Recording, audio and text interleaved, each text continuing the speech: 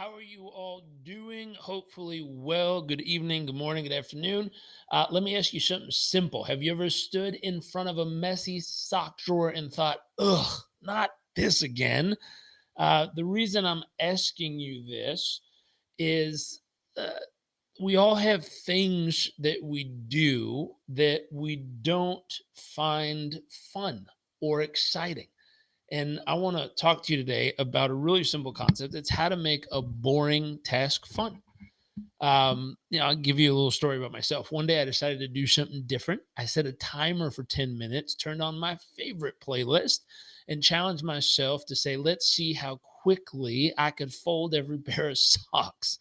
And as simple as that sounds, I personally like to meditate while I fold laundry. In that moment, something shifted. I wasn't organized anymore. I was winning. I was playing. I was learning. I was grounding. Something else was happening in the process of getting something boring done. That's what I'm here to talk to you about today. How do you take a boring, mundane task, something you don't love to do, which I'll watch the comments real quick. What's something you have to do or you do, each day, week, or month that you don't love? What is it for you? Everyone has something that they just don't love to do. Now, whatever that is, our question is how do you take that boring or mundane task and turn it into something fun, rewarding, and energizing? Here's the key: when you master this, you not only get more done, you actually start to enjoy life again.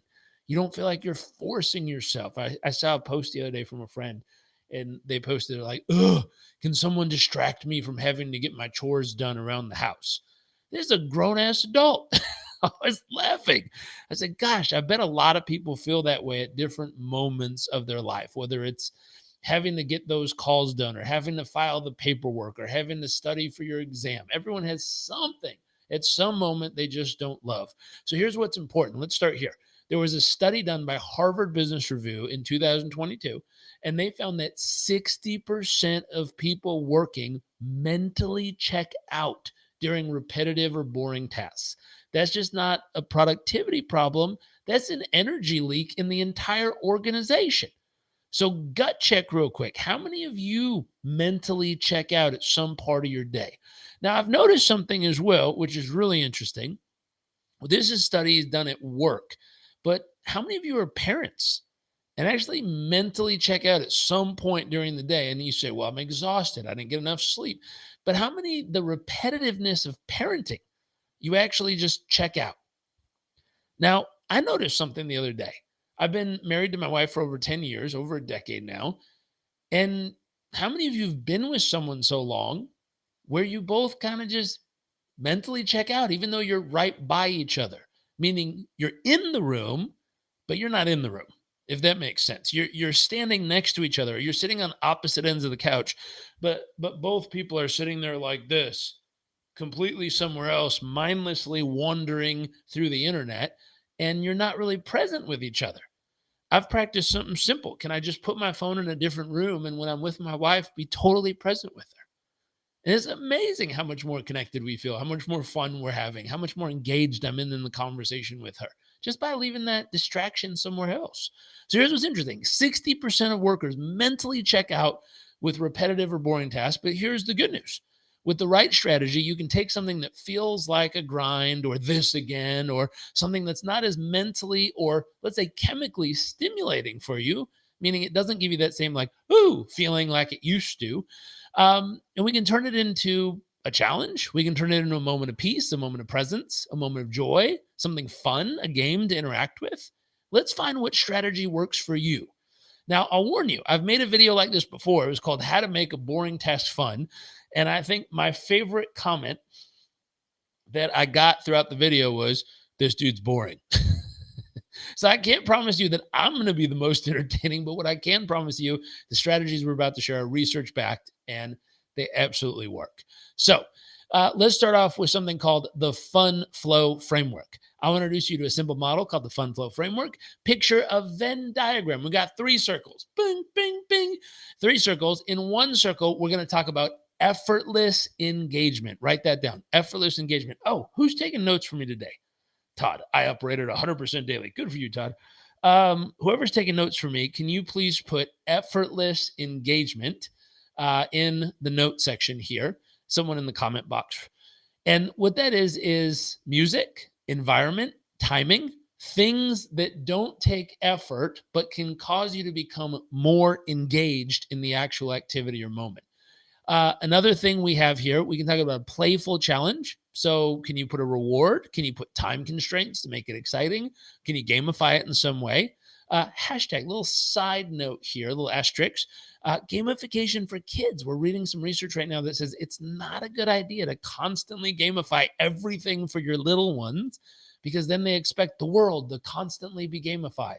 Sometimes you got to let them be bored and just enjoy their imagination and let them find something interesting about the present moment. We'll do another session on that later. But for you adults out there, gamification. And finally, third, we're going to talk about personal meaning, creativity, purpose, curiosity. How do we combine effortless engagement, playful challenges, and personal meaning to get you to get into that fun, flow, sweet spot? There's a book called it's called Play, and how important that is for our brains, for our bodies, to keep us alive. So where these three overlap, we call it the fun flow, the sweet spot, where boring tasks actually become more enjoyable. That's the sweet spot we're looking for. Can we make things more enjoyable by finding the overlap of effortless engagement, playful challenge, and personal meaning? So how do we activate each part of this model? Let's start with environment. You've probably heard the saying, you're the average of the 5 people you spend the most time with. If you didn't watch the session we did before, definitely go watch that, of how to effortlessly succeed. And part of it is your peer group, who you spend time with, what you surround yourself with mentally, emotionally, physically. So I'm going to say here, I'd argue that you are the energy of the space you work in. So here's 3 ways to make your environment work for you. Number 1, change your location. Go to a new place. It's mentally stimulating. My wife and I are building a new house for ourselves and our family on a resort or a game reserve out in South Africa. And one of my favorite parts, it's 26,000 acres. There's lions, giraffes, zebras, elephants, rhinos, hippos, cheetahs, hyenas, like the whole gang's out there. And one of the things I love the most about it is it demands your presence. Why? Because you could die. I mean, you're walking out into nature and realizing we're not the biggest, strongest, fastest animal on the planet. When you get put in real nature with all the real big animals, you realize we're a real small part of the ecosystem. And so it demands your presence. You have to be present because anything could be outside your door. My son and wife went and took a nap, and I was sitting in the living room doing a training for a company.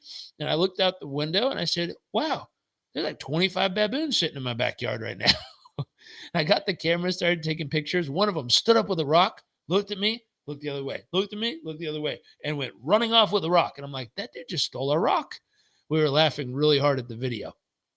But change your location. If you're stuck at a desk, move to a window or get out to a cafe, get to a library. New scenery equals new energy. Number 2, the Pomodoro technique. That's 25 minutes of focused work followed by a 5-minute break, just structured enough to stay engaged and gives you something to refuel yourself mentally, emotionally, physically, to refuel and go at it again. Finally, play some music or a podcast while you're doing something repetitive, folding laundry, doing something like that. Put on a meditation, put on an audiobook, learn a new language, music, something fun to engage your brain. So these are some ways that you can adjust your environment. Here's a fun fact. Cornell University found that exposure to natural light boosts your mood and reduces stress by up to 84%. Could you do this activity in a place with natural light, which again boosts your mood, reduce your stress by 84%? Your space matters, so upgrade it. That's point number 1. Point number 2, let's talk about making it fun. Now, remember being a kid trying to beat the clock? One of my favorite things to do with my son is really simple. I'll time you. He says, I'm going to go change my outfit. I'll time you. And he goes, oh, ready, go. He's 4, almost 5, and he takes off up the stairs. Just that simple thing. Could you do that with yourself? As simple as it sounds, the energy still works at any age.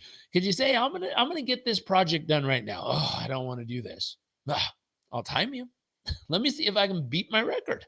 It's as simple as that sounds. See how long it takes you to knock it out. See if you can beat your record of what you did last time. Start tracking and having fun.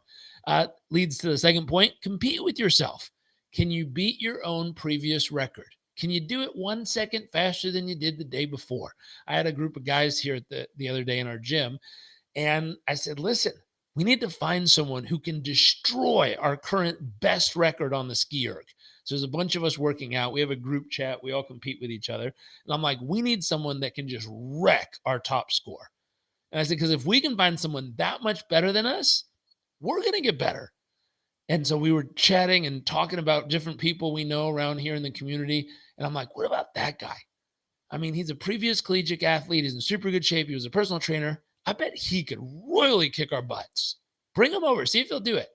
And he came over. We were right. He destroyed our times. He went better than the best we've ever done by 2 seconds.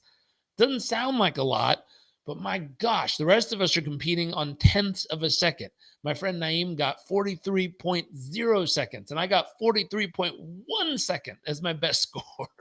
So we're a tenth of a second off each other. This guy came in and got 41 seconds, crushed us, which is awesome. That competition is going to cause all of us to rise, all of us to step up, all of us to figure out how to be better.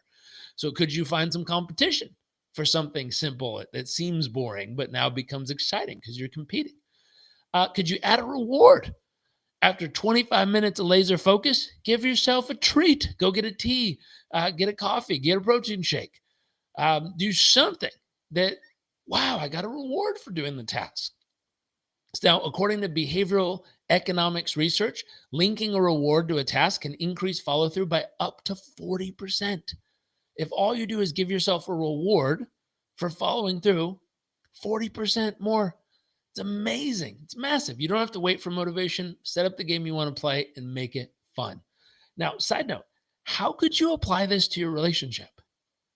Could you give yourself a reward for showing up and being present for someone you love? Could you give yourself a reward for choosing to make bath time more engaging for your kids? Could you get yourself a reward for choosing to do 5 days in a row of total presence, no phones, no distractions? What could you reward yourself to do that would actually make you a better parent or a better spouse or a better partner or a better friend? I noticed same thing. I had a friend I haven't talked to in a long time. He kept calling, wanted to connect. I was busy doing a million things. I said, wait a minute. Am I being a great friend right now? I said, oh, but I have so much to do. I can't just sit around and talk. I was like, well, wait a second. Let me put it all down. And I noticed myself, even as the conversation started, it went bzz, bzz, and I wanted to look down and see who texted me. I said, no, put the phone over there, flip it over, be present for him. I said, you know what? I'll give myself a reward. I'll celebrate being a great friend just by choosing to be present for the next 15 minutes of this phone call. We ended up talking for an hour, loved it, had so much fun. But I was willing to set aside all the distractions. And then I rewarded myself. I said, as soon as I'm done, I'm going to go jump in the sauna, work out, do things I love to do that feel great. And it worked. So could you get that 40% boost just by choosing to make it fun? Strategy 3. This one's one of my favorites. We talked about, remember the 3 circles? The third one was curiosity. Ellen Langer, from a Harvard scientist, ran a study where people were told to notice 3 new things while doing the same old boring task, like washing dishes, vacuuming, folding laundry, doing something they didn't love. But could they notice 3 new things that they've never noticed before while doing the same task? In that, they noticed the shape of the bubbles, the way the water moved in the sink, the texture of the dish. As a result, those participating were reported significant higher enjoyment and stuck with the task longer. Simple as that. Just notice new things about it. Bringing this back to your personal relationship. When's the last time you looked at the person you were married to for 10, 20, 30, 40 years and you noticed something new about them? You might say, well, I've been with them for 40 years. I mean, what's new? I know everything about them. I bet you don't. I bet if you ask the question, what's something about this human being I've never noticed before? I'll give you a clue. How long have you known yourself? Silly question, but most of us, our whole lives. Here's what I want you to do. Hold up your hand real quick. Take your palm, look at your palm. And I just want you to look around the palm of your hand, and I want you to notice something you've never seen before about your own hand. But notice something, just look around. Try to find something on your hand that you've never seen before. You've had this hand your entire life, and you've never noticed this one little crease. I've never noticed this little kind of X right here on my thumb. I've never noticed that. I've had this hand my whole life. I've never noticed that little piece. Now, as crazy as that sounds, how in the world could you have a hand your entire life or whatever else you chose to look at on yourself and not notice something about it? Oftentimes, we're too busy doing important stuff to notice all the little details about ourselves. What if you did the same for someone you love? Go go sit down with your spouse. Observe them for a few moments. They tell you that's weird, just tell them I told you to do it. But observe them for a few moments and just ask your brain, what's something about this wonderful human being that I've never noticed before? I bet if you did this once a day for the next 10 days, you could find 10 things about this person you've never noticed. You've been with them however many decades. Isn't it interesting? You can totally become more present to this human by asking the question, what's something I've never noticed about him? What about your kids? Could you make it a game every day to say, hey, it's dinner time. Let's sit at the table and look around the house. And what's something you've never noticed before about the house? Make it a game. Cause everyone to become more present, to engage more in the stuff that might go by as boring or silly or simple, but become present to it and watch how magical it becomes again. So simple. If you're cleaning or you're writing, could you notice something new? Ask yourself the question, what haven't I seen before in this situation? What have I never noticed about this very moment right now? The work I'm doing, what have I never noticed about this work? Get curious. Could you bring creativity? Can you organize it in a new way?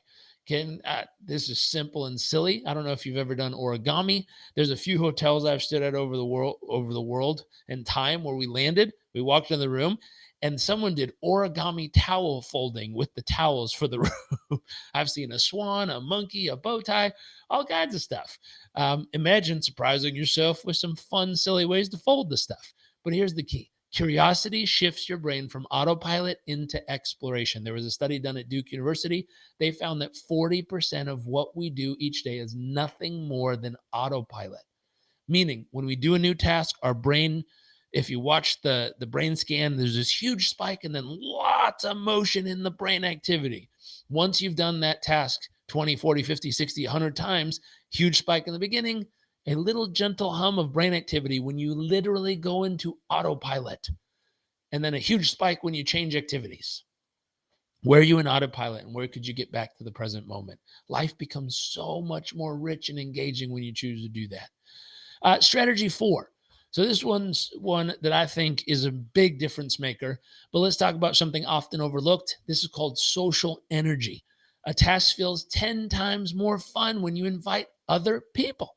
How do you do it? Could you make it a competition? Working out in our gym together as a friendly competition amongst the guys here locally. Could you use gifts or memes in a work email? Could you make it more lighthearted in the way that you're communicating with the people that you talk to if it's appropriate?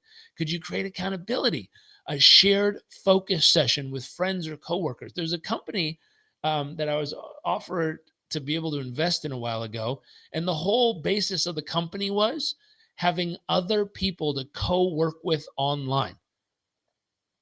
I was like, don't they distract each other? And they said, no, that's the beautiful part. You log in basically to a Zoom meeting. Someone is on the other side and committed to 60 minutes of focused work. The microphones are off, and there's just someone sitting on the other side working while you're sitting on your side working, not talking or communicating to each other. And by having another human being there, they've mapped, I forget what that is, but there's this massive increase in productivity because someone else was physically present also doing work. Simple as that sounds. Could you do that? Could you invite a friend to come and do a power hour together to get work done in the same place? Could you challenge each other to see who can get it done quicker? So here's an interesting stat. The American Psychological Association found that social accountability increases task completion by up to 65%. 65% more completion by just inviting someone to do it with you. So don't go it alone. Bring others into the fun and make it enjoyable. Here's what I want you to remember. Boredom isn't a flaw, it's feedback. It's your brain's way of saying, hey, we need something different here. More play, more purpose, more creativity. Now you have the tools to respond. You can make a change in your space, you can make it a game, invite others, ask better questions, or simply reward yourself. Because once you make a boring task fun, everything gets easier and more fun. Now, if you found this valuable and you want to learn how to apply more strategies like this, not just to yourself, but for your clients, your team, your business, I'd love to invite you to explore Performance Coach University. It's where you'll learn psychology, coaching tools, and the performance frameworks to help people master not just their goals, but their energy, their mindset, and their habits. We've trained coaches and leaders in 120 different countries. I'd love for you to be the next. Visit performancecoachuniversity.com to learn more and join our next cohort, because once you learn how to make life fun, even the hard parts, you become unstoppable. Thank you for tuning in. If you know someone struggling with this, tag them in the video or share this with them.